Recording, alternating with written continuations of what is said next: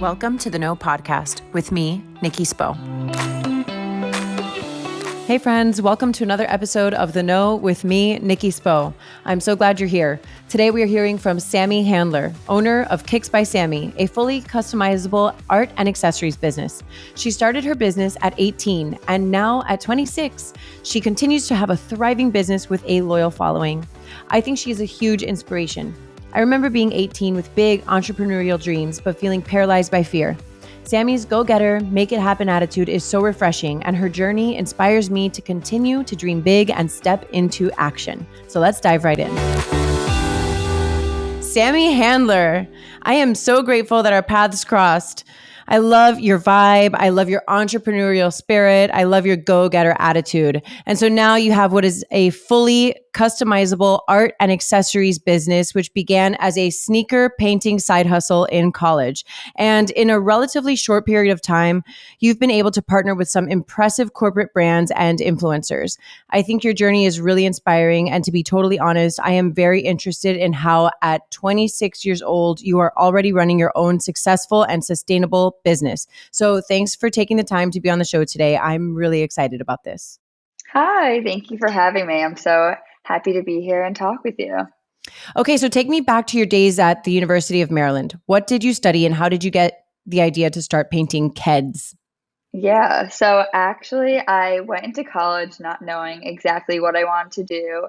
I'd always loved art as like a little side passion, but never really thought of it as a career. So when I got to school, I decided to start as a psychology major, which was something I was really familiar with in high school and loved. And then as the journey kind of continued, I added the business minor to my studies, and that's kind of when it fully like launched the idea of actually being able to own a business and be a female entrepreneur as my full-time career. But how did you get into, so wait a second, how did you get into psychology? Like that started in high school? Yeah, so I actually just like took an AP psychology class and I found it so interesting. I was really good at it. So it's like, okay, like going to college, I was totally blindsided on like a career, what I wanted to do. And I was like, okay, this is something I was interested in. I love how the mind works, reading people.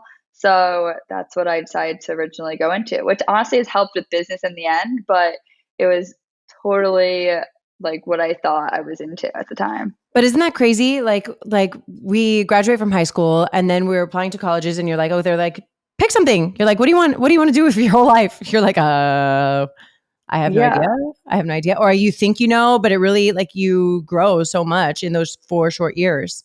Yeah, and everyone always jokes because they assume I studied art or went to an art college. And I was like, no, I'm fully self-taught. So it just shows that you can teach yourself any skill, even if you don't study that in college, which people find really interesting. So that's kind of part of my whole journey, just teaching myself, doing a few electives in college in art, but nothing serious, and just watching YouTube and having a friend teach me certain skills and just keep practicing and starting to figure it out. Did you draw as a kid? Yeah, so my mom always jokes that I always had a little journal next to my bed with like doodles, and it was like a way to relax myself. And in class, I like would get in trouble for like being distracted and like drawing.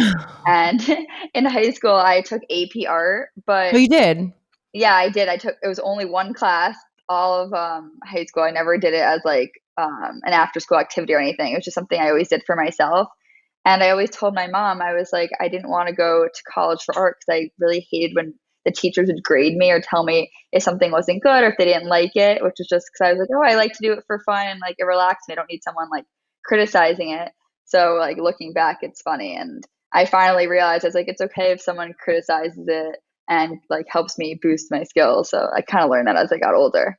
But in hindsight, like objectively, were you good back then? Were you like good at people drawing? told me people told me I was good, but it was something I didn't recognize like for myself because I was a really big athlete actually in high school. So that was kind of what I was like quote unquote known for. Like, what did you do? I was a big soccer player, track. I played like tennis on the side, but soccer and track were the main sports. So people really focused on that, like friends and family, but the art was kind of like the hidden talent.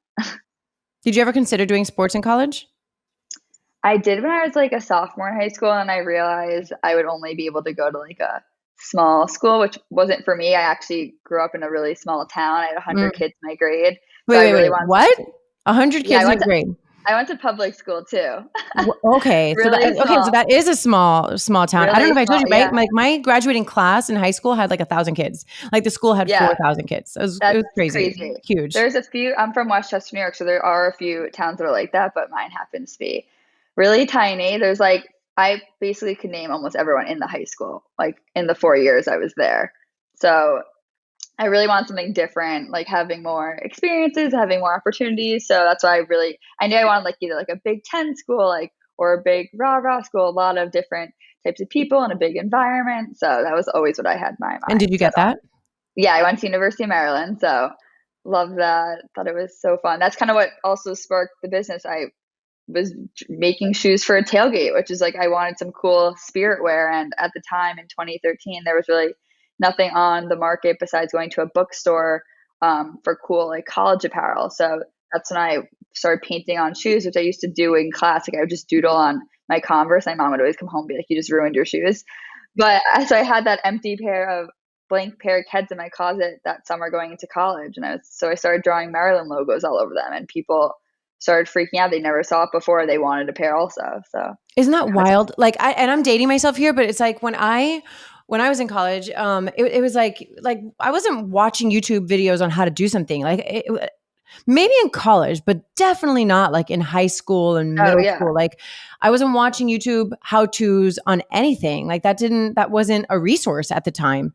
yeah. I mean, it's The tech, amazing what you can learn on YouTube now. Like I literally learn like so many things. Like I'm not a tech person and I have to YouTube everything on how to do stuff with my computer because I never know what's going on, which is like I'm trying to stay, it's hard. Like as the technology evolves over time and like TikTok and everything, I'm like such an old lady. I'm like, TikTok, I got to get on TikTok. I can't figure it out, right? But there's a YouTube tutorial on everything. So I know. I even feel like that. I'm like that in between age where I didn't really grow up with Instagram. I got it like junior year of high school, so I didn't have it. I had Facebook, but it was really different. And then obviously I didn't grow up with TikTok, so it's kind of I'm in that middle stage where I know how to use it all, but I'm not like the prime age that has had it like since they were in middle school or it's elementary school wild. even now. So like I'm like that high school older, so I kind of was a little late in the game, which is interesting. I give so much props to like all the people who are like all the business owners who, whatever, in their like late 30s, 40s, 50s, who are hanging and they're Oh like yeah. doing the stuff like, and they're all up in the new tech. And I have so much respect for that because it's so hard to keep track of for me. And I'm like, I can, well, I'm a hybrid, right? I like, on one hand, I'm not tech savvy, but like I get some of the things. So when you were painting in college, did you think that this could be a legitimate business? Like at the time, you're like doodling. Was it like for favors? Like you're just No, like I you were like, actually hey, started when that summer going into college, when I started getting really good feedback on Instagram, which is where I first posted them. First, it was like friends and family, and like for a few of the best friends, I did them as like a favor, like a going to college gift. So I made them shoes, and then it kind of started to like slowly spread from there, like that by the end of the summer to like friends of friends and like family friends. And my mom was like to me, you probably could charge a little money for this. Like this is taking you a lot of time. Have them give you the shoe and then you'll charge like I was like $50 at the time or something, or like yeah, 60. And I was like, sure. I was like, cool. Like I wasn't working that summer. I was kind of like preparing for college. And I was like, oh great, this would be a good little side hustle. So I started taking some orders and when I got to college, it just started spreading even more because I wore them and other people wore them and they were like, where did you get those made? Is there a company? Like I want to get a pair also. So I slowly made an Instagram account for it, like a really low profile website, which is so funny to look back on. It was so bad, but it was just a place for someone to submit an order. And slowly but surely, I started getting orders from like all over the United States. People were sending in. And as it got a little bigger, I started obviously charging more. Like I looked at how much time it took because it was a really time consuming thing. I was painting every pair of shoes. So it took a couple hours. So as the orders came in, that's when I kind of realized this could be like a full time business. But as I hit junior, I realized it wasn't like that scalable. So that's when I started pivoting towards like all the customized accessories that could be mass produced with my artwork. So now it's all like accessories. So I didn't want to do clothing, which a lot of people were doing just because of sizing. I want to be kind of all inclusive and not have to worry about stock, which is like the main thing because I still like the personalized aspect. So now you can go on my website, you can pick a product. We have like blankets, towels, towel wraps, pillows, all those type of backpacks, those type of accessories, and then you can pick one of my hand drawn designs. Now they're like different templates. Like I have things variety of like different ages, so from like baby to adult, and then you can personalize with any name, initial, a phrase you want, and it gets printed on that product for you. Do you feel like your experience and your education in business, your minor in business, do you feel like that helped you? Yeah, I mean a lot. Like before that, I knew nothing about business. Even like the small stuff, like the accounting side or Right. the marketing, social media. So that really helped. And throughout like all of those business classes, I had a business, but we had to also like start one for like school projects and like actually go around and like pitch them and all that stuff. So that kind of also helped. And also with like the public speaking, I always was terrified to public speak. I still am, but yeah, that's like my one big anxiety. So it's like crazy. It's just I'm thinking about it. I'm like, I'm 34 and I just started a business and I'm like, there's so much I don't know. Like I didn't study business. I studied art, right? Like, so we're like the Yeah, opposite, right? opposite. I Yeah. studied art and I'm like starting, I'm here starting this business and I'm kind of like, wow, oof. I'm trying to figure everything out on my own, like, and I'm reading the books, like I say that like this is how to start a business for dummies is Yeah, like, it's 101 right here. yeah, So it's just interesting to see like how to put it all into action and the trial and error part of it and what will work and what doesn't work. yeah. And I feel like it's just all I always tell people it's like kind of like a journey because there's a million. I don't know. I mean, half the time I don't know what I'm doing. I just kind of go with it. But it's all like a learning process on the way, and you kind of start to figure things out. So how did you get to a point where you're like, okay, I need to get this software to be able to take these orders and make it customizable where people can actually like have a say in what designs go on there? Like, how did you create that platform? So it's not as high tech as I would want it to be. I want it to eventually be like you can drag and drop and kind of see it. So right now you just kind of see like the design and what the product looks like. But eventually I do want to have it to be more high tech where you actually can see with your name on it. So right now you can't see with your name on it, you see with another name on it. Um, but that's definitely like what I want to do in the future. But I kind of just realized that I can't keep drawing things over and over again. That is so time consuming. I didn't want to be like quote unquote like a starving artist and having to continuously do that. So I needed something that could be still feel like it was personalized, but also be a bit more mass produced where I didn't have to hand draw one by one. So this was kind of like that in between option where people still love the name, love the idea of like personalize something, adding a name or initial, and then kind of being able to choose from a variety of different design templates that I had that fit their style. And I always add new ones in per season and different collections. Like I do a holiday collection, I do different baby and kids collections, tweens, adults. So there's always like a variety of everything for someone. I love that you said I didn't want to be a starving artist. Like, I think that there's a lot of like we romanticize the idea of the starving artist, right? That Yeah. we're so dedicated to our art and our craft that we're willing to sacrifice and be martyrs for the sake of it. Yeah. I love it when people own that they want to make money. Yeah. I want to like combine the two things so that people always were like, how are you going to make money on the artist side? So like that was always a comment. So I wanted to like try to figure out a way to monetize it so that it actually could grow and be sustainable. Well, I think there's also like a lot of shame wrapped up in how women feel about money, right? Right. Like Yeah. and how we're taught to I don't know, like how women historically are brought up, right? We're the nurturers and we're the carers and all these things. And I think that there's a lot of shame wrapped up when women are like, yeah, I want to be a baller. Like I want to make a lot of money and I Yeah. want to be successful and I want it, to be like to more than provide, but bring me comfort, right? And bring me the Yeah. things that I want I in my always life. say like obviously owning a business is stressful, but it also like relaxes me because I love to keep busy. I just like always like to be doing something. I don't know why, but so it also like is a little bit relaxing on the side as well. So I always feel like I'm doing something. Yeah, totally. And well, part of that, like that making money aspect and making it sustainable, right? And having recurring is having recurring clients, right? How do you build brand loyalty? Yeah, so that was like a big thing with like being kind of originally like a social media business that people, it's kind of how people began to find me, and definitely word of mouth. So I wanted to make people kind of feel special throughout social media because everyone loves to feel like insta famous for even like a post. So like I want to build like a community where I interacted with them. So I'm big on social media where like I love to do like this and that or like get their opinions and building collections so they always feel involved. And I always said like my brand is really based off of the customer because half of these collections were done because they told me they wanted something. Like I didn't originally think to get into the baby industry, but I had so many parents, young adults reach out to me. They're like, I love your art. This could be so cool for the nursery, for a blanket. And that's kind of how just expanded. So people always want to be involved and kind of feel like they were kind of building a product with me,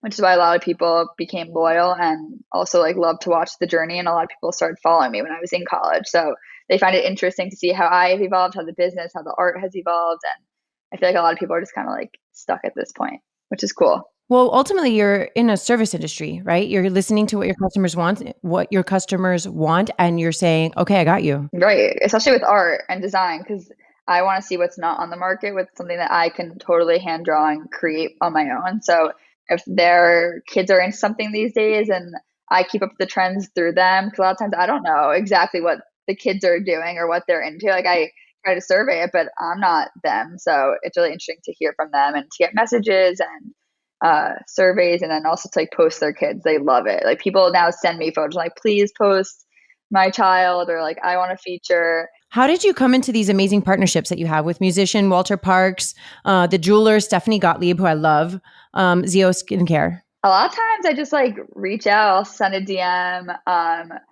It's sometimes like just weird connections and like networking. So, I mean, my first like big collaboration was with CBRE, and I got connected through my uncle worked there and knew someone else. So he was like, I think this would work. Like, you should pitch this to them. So I did, and they loved my artwork, and it ended up being like 5 different murals in Miami and Chicago. So that was like the first big, and that's when people saw it like on a bigger scale, like, oh, this could be cool for different corporate collaborations, and event planners started reaching out because they saw like my art now on a big scale.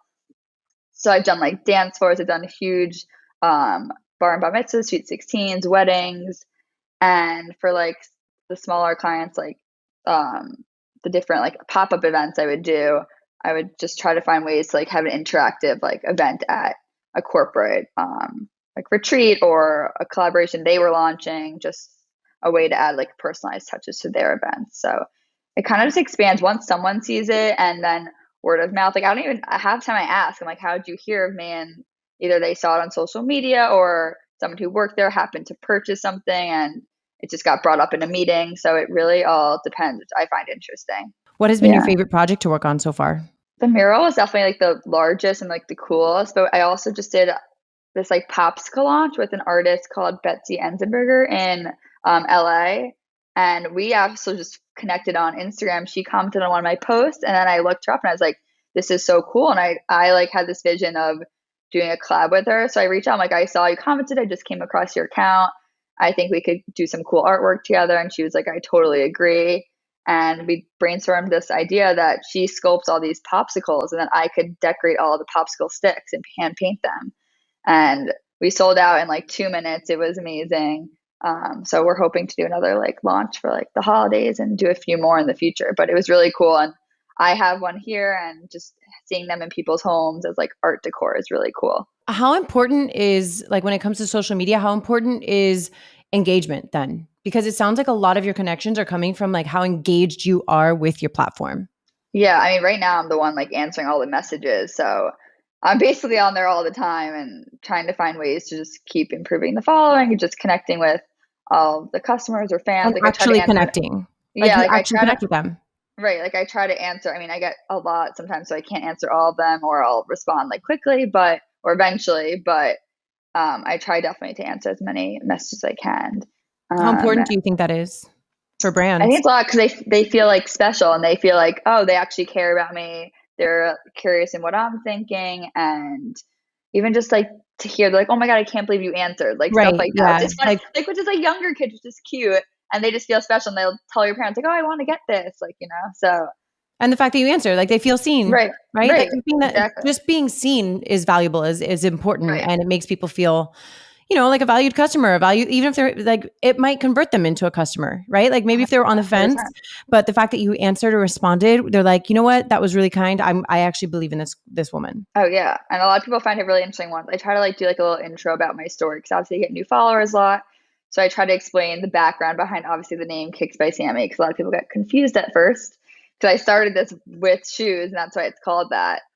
So I try to do a little explaining of that every few months because it's really hard to rebrand as of now. I mean, eventually maybe, but just kind of people call me like Kicks now, like which is just funny. So what kind of reaction do you get from people when they find out that you started this business at just 18 years old and now only 8 years later at 26, you're still going strong and thriving? Oh, they think it's crazy. People like find it so interesting.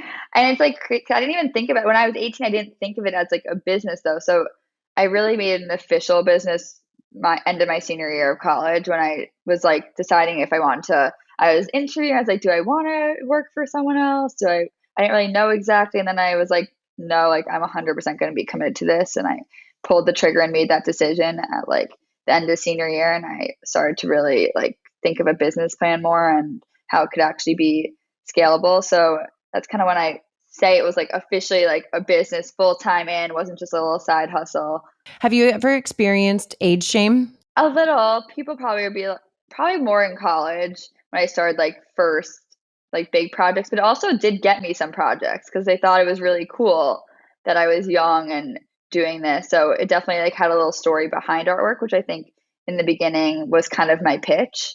If I was doing something, I was like, people will relate to this. It's a younger audience, bringing different clientele in. I was like eye catching. So those are kind of what I worked off of. So age can be good and can be bad. Just really depends who you're working with and how you kind of pitch it to them.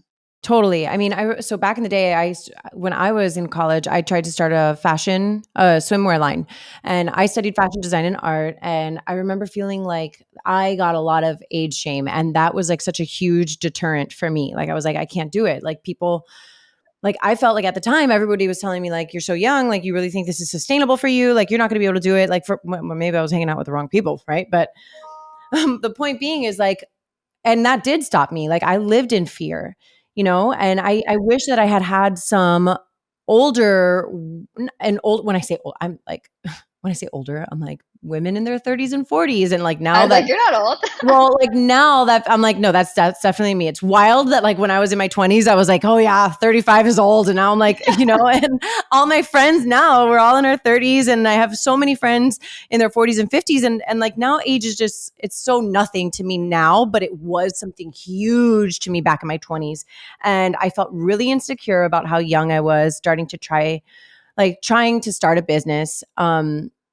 And I really wish that I had more empowering women that were older than me, like regardless of how old they were, just older than me, saying, like you can do this, like being young, it doesn't matter. Like you can totally do this. I felt like that when I was younger because I always tell people, I'm like, I didn't really see anyone that I could look up to in like a strong female role that was kind of doing similarly what I was doing. But I think what started to change that is social media, and I was able to see it more because I didn't know where to go to see them. Like I didn't know to go to like speakers and stuff like that when I was younger. But I feel like social media has made it really accessible to a lot of younger kids to kind of follow different female entrepreneurs, people in fashion or in art or business, obviously, and anything. It could be journalism, stuff like that. And they have a way to follow their journey more and interact with them. And I feel like we didn't have that before social media, which is kind of crazy. And that's why, like, now I even can follow people that I look up to, and you even can message them, and there's a chance they respond. If, like, I know people who are young now who are interacting with different influencers and are getting involved with them early, and it's kind of launching their career at the same time. So there's just so many ways now that I think kids, social media is like good and bad, but they now have the opportunity that they can kind of be a little bit more entrepreneurial at a younger age. Well, earlier I was thinking about this and I wanted to ask you about it. Like you sound like you're really close with your mom. Like how Yeah. has that relationship inspired you? I mean, she helped me so much with all of this. She's not in business at all. She was a teacher, but just by learning with me, I teach her social media. I've taught her like operations and just the behind the scenes stuff. So she's been like the best support. So And she it's been works with like you now? like on the side. I wouldn't say like full time or anything, but she helps me with like day to day things. Obviously, if I ever need anything, she's like there, which is like so lucky and fortunate that she's supportive. And who have been some of your other mentors along the way? I always say this is like one thing I regret. Like I wish when I was kind of first starting this, I took it a little bit more seriously and actually like had a full on like mentor, which I'm still even looking for now. But there's just been people on the way that have just really been helpful. Just family, friends that I've sat down with, either that were in marketing or PR, just to hear their side of view of starting a business. I interned at Trez, which a lot of people know in New York, and or it's an athleisure with like the fun print. So I interned there, and Zara was a huge mentor at the time, and still obviously I can reach out to her. She kind of was like the first really female entrepreneur that I saw firsthand, where I interned going into my senior year of high school, which was a really cool experience, and just working the ins and out of the different parts of the industry, which was cool. And then just like a bunch of other people that I would just meet with and connect with, either like in licensing, and I would dabble into different things to see where I want to take the business. So I just stay connected with all those different people, just um, to keep exploring if I want to pivot the business, and just understanding different aspects of how I could take my artwork. So that's always been interesting. I think about that all the time too. Like, I don't feel like I had, well, that's not true. I had mentors in certain pockets of my life, but like, I think about a teacher once that I had she was really inspiring to me. But like, I remember in my early 20s, really wishing I had a strong female mentor in my life that I could really bounce ideas off of. But I also wanted to ask you, especially if we have any young listeners tuning in, or moms of like high schoolers, how important are those internships that you get? I think they're really important. Obviously, like I don't think it's the end all, because a lot of times you don't have to. I think so. There's two things. I think for me, it was really good since I didn't have a corporate career after college, which I think there's a good and bad thing to immediately starting your own business. I think I definitely could have learned a lot more at first working at a big company, just kind of see more of the ins and outs of how to run a larger business. Because that's something I'm now exploring my own, because I've never even managing people or working on a team in those aspects. Those are really great skills to learn at a big company. But then I was lucky since I had those internships, which helped me work with a team then. And when I was younger, and kind of that's what helped launch the entrepreneurial spirit in me. So I think it could be positive, negative. I think also a lot of people are trying to launch businesses now younger, and I think that is a great time to do it, since you have no financial obligations typically. You have a little more leeway, you have no one to take care of but yourself. So that's a good time to start if there is something you're interested in, or you want to dabble in or explore. And then even I think internships are a good way just to kind of get your foot in the door in different industries. So every summer I kind of did something a little different just to get a taste of what I was interested in, because at that time you don't really know. So in college it's a great time to kind of dabble in different things. I did one internship more in graphic design, I did one more in fashion, I had another at a PR company. So it's very different, but it kind of all taught me what I either loved or what I hated. Well, that's like totally part of it, like finding out what you don't like. Yeah, exactly. And that's why I say also even doing like side hustles with like hobbies, and you could see if you're into that as a full-time career or a passion, because I don't think a passion and a career have to totally mix. Because yeah, I think you can do like not every passion is a career, which I tell people. So if you're so passionate about something, but you don't really see that as the money income, you can still do it and be so happy with it, and do that on your spare time, because your 9 to 5 doesn't have to be your whole life. But at some point, you sometimes do need an income. So there's a good balance between if something is realistic, but also semi like feasible. Do you feel like your college years were competitive? Were there other people trying to do what you were doing? At the time, I didn't really know that many people doing what I was doing. I think I maybe know like two or three other people.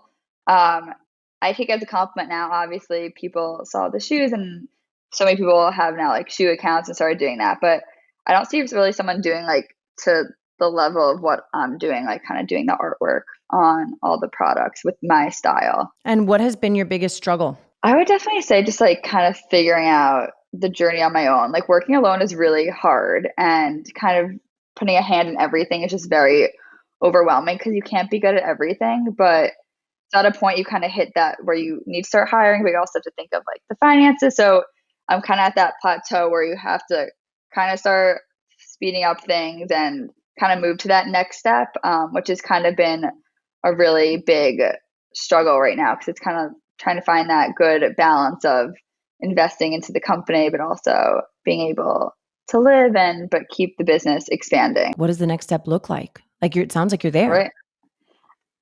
Getting there. I hired someone obviously to work PR and marketing, but I would love someone to do more of like the operations and brand partnerships and getting me all those bigger deals, corporate projects for that I actually think could be really sustainable for the business and get the artwork really out there. Well, it sounds like it comes full circle also. Like we were just talking about how your internships with larger corporations, you're learning how to work with a team, right? And team building skills. And so it sounds like you're at that next fork in the road for your own business where you are going to start bringing on more people onto your team and you're going to have to manage all of that. Oh yeah. And that's going to be its own thing.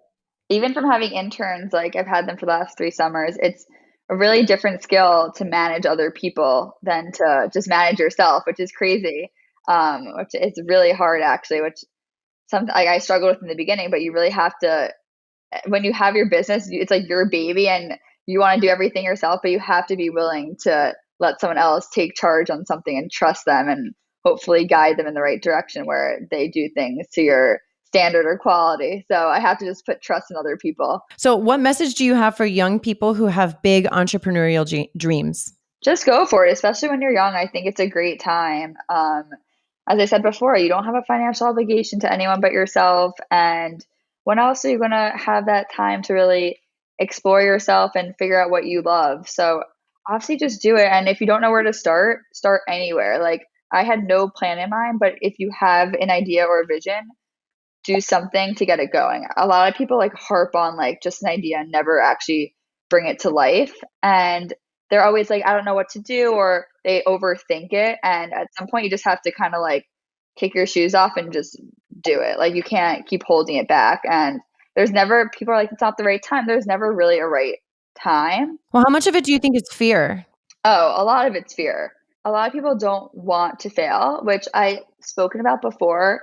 I think our society kind of puts a negative on failure, but I think it's really important to fail because a lot of my friends who were always perfect in high school, they have a lot of anxiety now, kind of risking things and going outside their comfort zone because they were always at A student. I was not an A student, so I didn't have a problem with that, but they were so terrified to get like a B plus or a B, whatever. And I was just like, you have to sometimes fail to then realize what you're missing or what you're messing up on to improve yourself. And if you're always perfect and when you crash at one point, you're not going to know how to bounce back from that. No matter what you're doing, it can be on a smaller scale or a larger scale. So you have to learn to deal with it and to bounce back from it, especially in entrepreneurship, because if you don't fail, then you're not like really taking any risks or doing anything really. So you have to know how it can't bring you down. It's not the end all. And you have to kind of really look what's the positive of the situation. How can I turn it around to create something even better? I always say, as long as you're working hard, you're going to learn. And that's